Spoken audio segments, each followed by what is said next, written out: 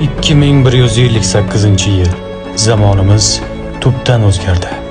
Mana Instagram va TikTok yulduzlari uchun, ya'ni mashhur blogerlar uchun adiblar xiyoboni yaratib qo'ydik, ularning haykallarini qo'ydik. Mana yosh blogerlar uchun banklarda subsidiya, like, kommentariya tekinga 5% tarqatilyapti. Bu ham bir yutug'imiz bizni.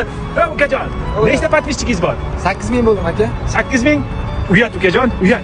Boring, yoshlar uchun subsidiya berilyapti banklardan. Komment, like'lar oling. Boring.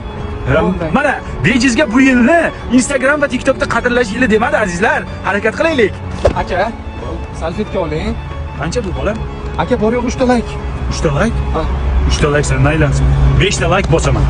Va komment ham qoldiraman ukajon. Rahmat aka. Uka. Qaysi bekat bu? G'ofur G'ulom aka. G'ofurg'ulom. Nima uchun dilmi emas? Nima uchun Mittivaynс emas? Zamondan orqada qolyapmiz uka. Nega bannerlarda Munisa? Nega Munisa rasmi turish kerak? Nega Hanna emas yoki Bonamur emas yoki bir Azada Vayns emas? Bularni ko'rib chiqish kerak. Like bosing, comment yozing, giviga homiy bo'ling. Like bosing. Assalomu giviga homiy bo'ling. Hop, qancha prognoz? O'rta Osiyoda rekord aka. 1 million prognoz. 1 million? Aka. Yo, kam. Ishlang ustida, ishlang. To'xta aka, hech bo'lmasa like bosib keting. Ustoz, kinoteatrga tarbiyaviy zo'r kino kelibdi, ko'rgani boraylik. Kino? Hey!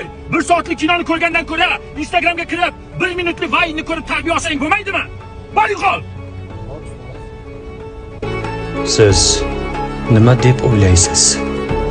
Bizni yana qanday zamonlar kutmoqda?